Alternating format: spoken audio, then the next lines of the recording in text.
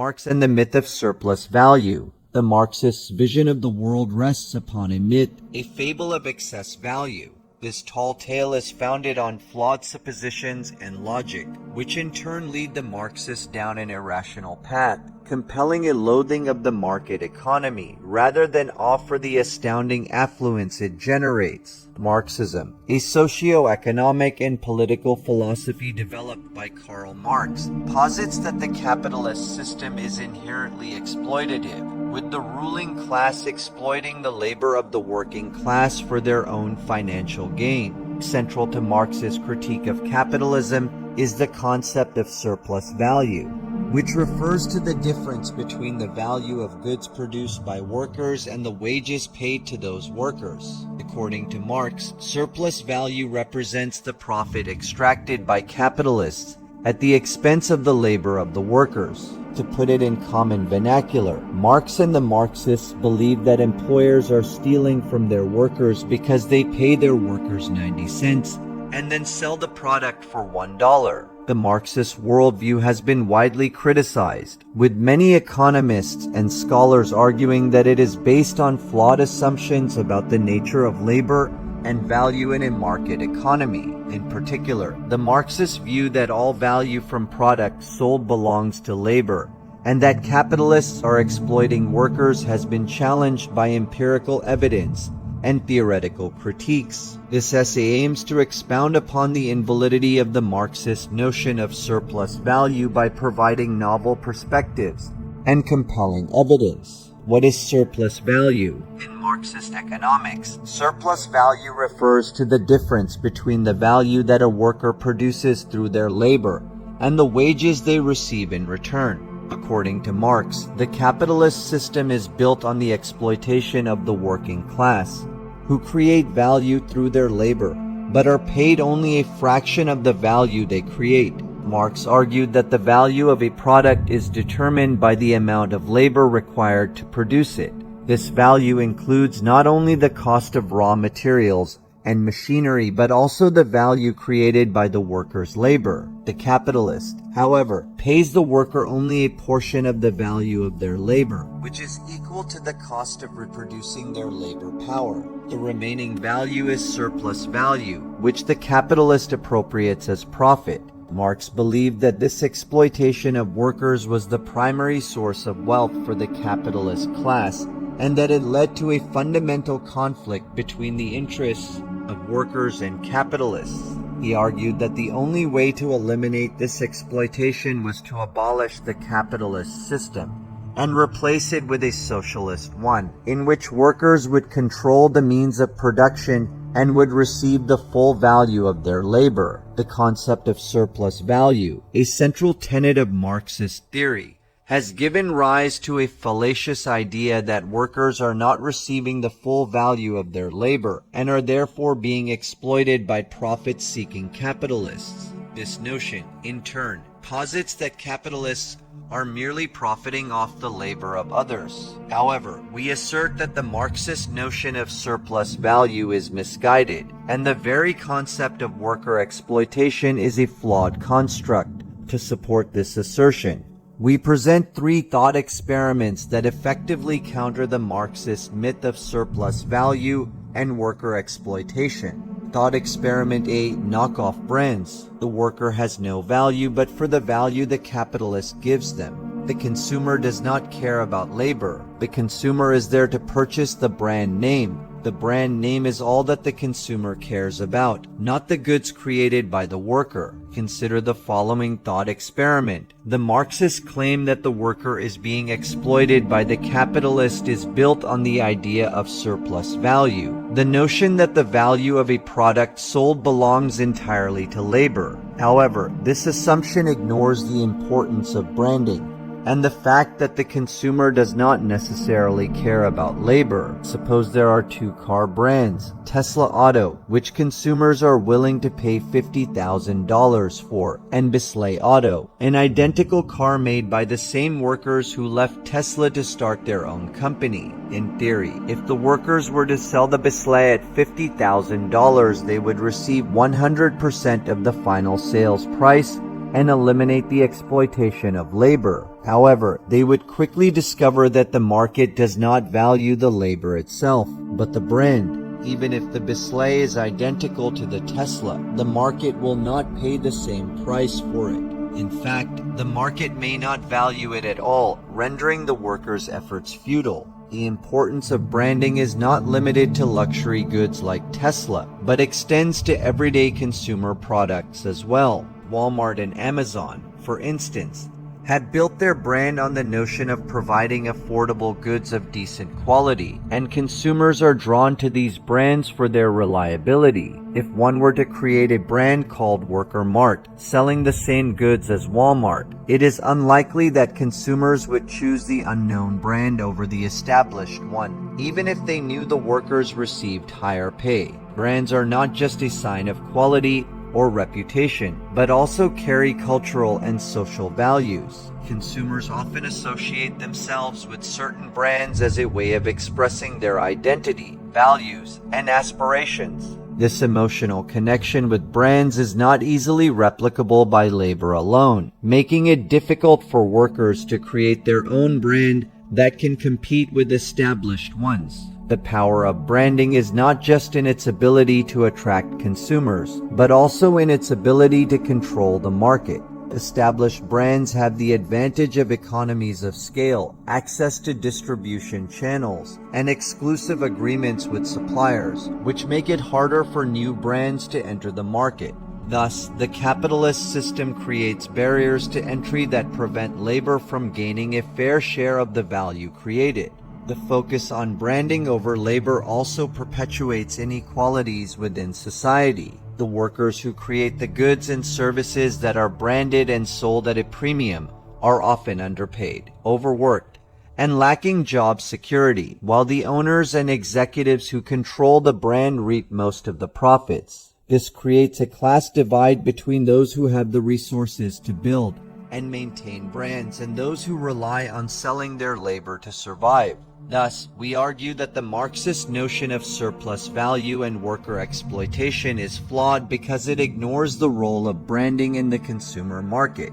In the following thought experiments, we will further illustrate why labor does not necessarily have inherent value, and why the Marxist worldview is misguided. Thought Experiment B, Robot Workers. In Thought Experiment B, all workers are replaced by robots. How do you suppose the consumer would react to such a scenario?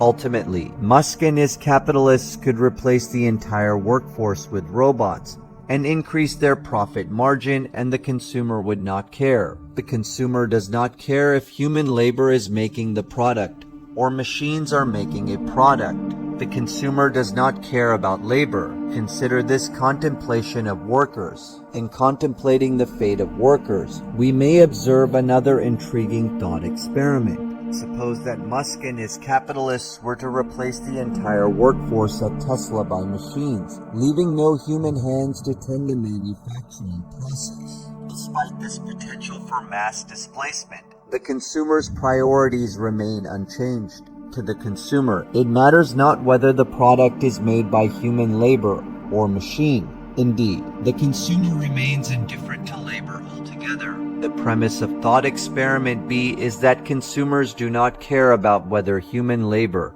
or machines are involved in the production process, and therefore labor does not have value in the eyes of the consumer. This argument is based on the idea that consumers are primarily concerned with the quality and price of the products they purchase, rather than the methods used to produce those products. From this perspective, the value of labor is not determined by the effort or skill required to perform the work, but rather by the market forces of supply and demand. In a world where machines can perform many tasks more efficiently and cost-effectively than human labor, the value of labor may be diminished in the eyes of consumers. Thought Experiment C, Clones. We consider cloned products in Thought Experiment C. Cloned or knockoff products are items that are designed and manufactured to look identical or very similar to an original or branded product, but are produced by a different company. These products are often marketed and sold at a lower price than the original product, and may have a similar name or logo to deceive consumers into thinking they are buying the original product. Flawed or knockoff products can be found in a variety of industries, including fashion, electronics, and consumer goods. The discerning consumer, despite the products being crafted by the same artisans with an identical standard of excellence, often refrains from paying a commensurate amount for cloned commodities. Across the globe, various factories manufacture wares for renowned brands. Regrettably, these factories occasionally engage in clandestine production of extraneous items, unsolicited by the brand. These items are then surreptitiously offered for sale in the shadowy recesses of the market at a reduced price. However, a marked reduction in price is always evident. The rationale, the consumer's reluctance to partake in subpar imitations, underscores the paramount importance of the brand and the singular experience it engenders. Commodities versus brands. Commodities and brands are two different concepts in marketing and economics. A commodity is a basic, standardized product that is widely available and interchangeable with other similar products. A brand, on the other hand, is a distinctive product or service that is associated with a particular company and has a unique identity that sets it apart from other products in the market. The main difference between commodities and brands is that commodities are usually priced based on supply and demand, while brands are priced based on their perceived value and reputation. A commodity is often sold at market price and may not have any distinguishing features or qualities that differentiate it from other products in the same category. A brand, on the other hand, is priced based on the perceived value it offers to consumers, which is often influenced by factors such as brand reputation, quality, design, and marketing. Here are some examples of commodities and brands. Commodities. Rice. Rice is a commodity that is widely available and is often sold at a standard price. Consumers may not distinguish between different brands of rice as they all serve the same basic purpose. Crude oil. Crude oil is another example of a commodity that is traded on global markets and is priced based on supply and demand. Brands. Apple. Apple is a brand that is associated with high-quality technology products such as iPhones, iPads, and Macs. Apple products are priced higher than their competitors due to their reputation for quality and design. Nike. Nike is a brand that is associated with athletic footwear and apparel. Nike products are priced higher than their competitors due to their reputation for quality and innovation. Coca-Cola. Coca-Cola is a brand that is associated with carbonated soft drinks. Coca-Cola products are priced higher than their competitors due to their strong brand recognition and marketing efforts. Brands over commodities. The key to generating profit in a hyper-competitive world. The consumer cares only about brands and not about labor, whether the Marxist likes it or not. Because consumers care only about brands and not about labor, there are significant implications for how we understand the market economy and the role of workers in it. This notion challenges the Marxist view that labor is the sole source of value in production, and that workers are being exploited by capitalists who appropriate the surplus value of their labor. In reality, the market operates on a complex set of factors that influence consumer behavior and preferences. While the quality and price of a product are certainly important, they are not the only things that matter to the consumer. Brands play a crucial role in shaping how consumers perceive and value products, as well as how they identify themselves and interact with others in society. Brands are more than just logos and slogans. They represent a set of cultural and social meanings that consumers associate with certain products and companies. Brands can evoke feelings of trust, loyalty, prestige, and status, among other things. They can also reflect broader trends and values in society, such as sustainability, social responsibility, or individualism. Consumers are drawn to brands not just for the products they offer, but also for the values and aspirations they represent. brands can offer a sense of belonging, social identity, and personal expression that goes beyond the functional benefits of a product. In this sense, brands have become a cultural currency that consumers use to navigate the complexities of modern life and express their identity and values. This focus on branding over labor has significant implications for workers who are trying to gain a fair share of the value created. Workers who rely solely on the value of their labor to create products are at a disadvantage in the market, as they are not able to capture the same level of cultural and social value that brands can. This means that workers are often underpaid and undervalued, while owners and executives who control the brand reap most of the profits. In conclusion, the idea that the consumer cares only about brands and not about labor challenges traditional Marxist views of the market economy and the role of workers in it.